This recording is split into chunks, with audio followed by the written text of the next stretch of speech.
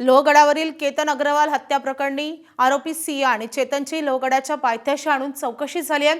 रात्री 11 वाजता पोलिसांनी दोन्ही आरोपींना लोहगड परिसरात आणून पुन्हा चौकशी केली आहे। दोन्ही आरोपींनी लोहगडावर जाण्यासाठी कोणता मार्ग वापरला याची चौकशी करण्यात आली आहे। पोलीस सियाच्या आई-वडिलांचाही जबाब नोंदवणार असल्याची सूत्रांची माहिती आहे।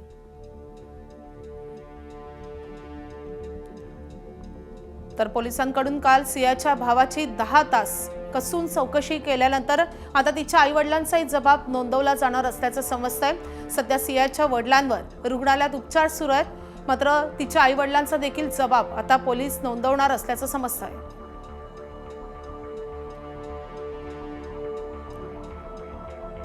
रात्री 11 वाजता पोलिसांनी चेतन आणि सिया या दोघांनाही लोहगडावर आणलेलं होतं आणि त्या पायथ्याशी आणून पुन्हा एकदा त्या दोघांची चौकशी झालेली आहे।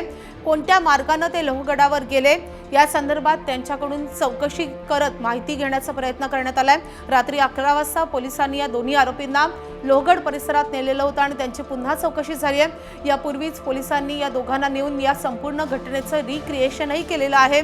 त्यानंतर संदीप गिल यांनी देखील लोहगडावर जाऊन घटनास्थळाची पाहणी केलेली होती आणि त्यानंतर या दोघांना पुन्हा एकदा या परिसरात नेऊन चौकशी करण्यात आली आहे। तर केतन अग्रवाल हत्या प्रकरणात लोणावळा ग्रामीण पोलिसांनी काल नरेंद्र मित्तल यांचीही चौकशी केली आहे। नरेंद्र मित्तल हे केतनचे वडील विशाल अग्रवाल यांचे मामा असल्याची माहिती आहे। मिळालेल्या माहितीनुसार सिया गोयल ही मित्तल यांच्या मेहुण्याची मुलगी आहे। मित्तल यांनी लग्न जुळवण्यासाठी दोन्ही कुटुंबाची भेट घडवली होती।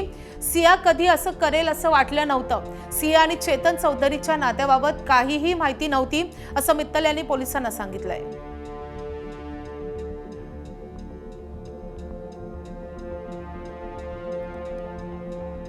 तर आपले प्रतिनिधी सूरज ओझा सध्या आपल्या सोबत आहेत। सूरज, आता या सगळ्या प्रकरणी चौकशीचा ससेमिरा सुरूच आहे। आणखी कुणाकुणाची या प्रकरणी चौकशी होऊ शकते आणि आतापर्यंत ज्यांची चौकशी झाली आहे, मग तो सियाचा भाऊ असेल किंवा मामा असेल, या सगळ्यांच्या चौकशीत काय माहिती समोर आली आहे?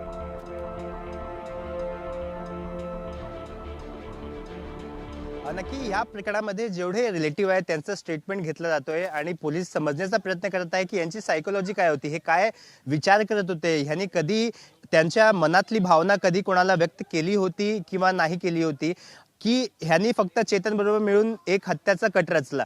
तर या प्रत्येक गोष्टीचा जो उत्तर आहे तो घेण्यासाठी पोलीस प्रत्येकांचं स्टेटमेंट रेकॉर्ड करत आहे। काल सियाचा भाऊ आहे साहिल, त्याचा स्टेटमेंट तब्बल 10 तास नोंद करण्यात आला। त्याच्या आधी नरेंद्र मित्तल चाही देखील स्टेटमेंट रेकॉर्ड करण्यात आला। नरेंद्र मित्तलने त्यांच्या स्टेटमेंटमध्ये सांगितलं की मी नातेवाईक आहे, रिलेटिव्ह आहे, मी फक्त दोघांना एकमेकांना मिळून दिला, दोघांच्या लग्नाची वेळ झाली होती, त्यामुळे मला माहित नव्हता की सियाच्या मनात या प्रकारचा द्वेष आहे, सिया या प्रकारचा विचार करेल, कारण की जेवढा मी सियाला ओळखतो, सिया बऱ्याच पैकी चांगली पोरगी होती, चांगल्या पद्धतीने लोकांशी बोलायची। तसंच केतनचा व्यवहारही देखील होता, केतनही लोकांशी चांगल्या पद्धतीने बोलत होता, त्याचा एकमेकांशी ग्रीट करण्याचा जो वे होता तो खूप चांगला होता। तर भविष्यामध्ये या प्रकारची घटना घडेल याचा भानही देखील त्याला नव्हता।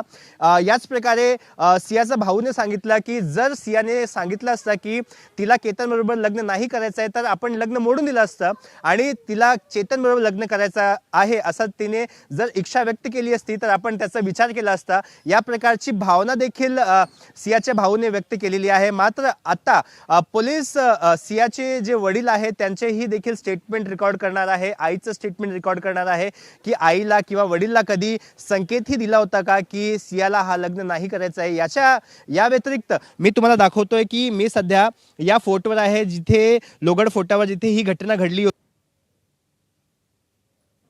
दोघांना इथे आणून जो रूट आहे, रूट व्हेरिफिकेशन केलेला आहे की कोणत्या रूटने सिया आली होती आणि कोणत्या रूटने या ठिकाणी जो आरोपी चेतन आला होता, कारण की इथे येण्यासाठी 2 रस्ते आहे।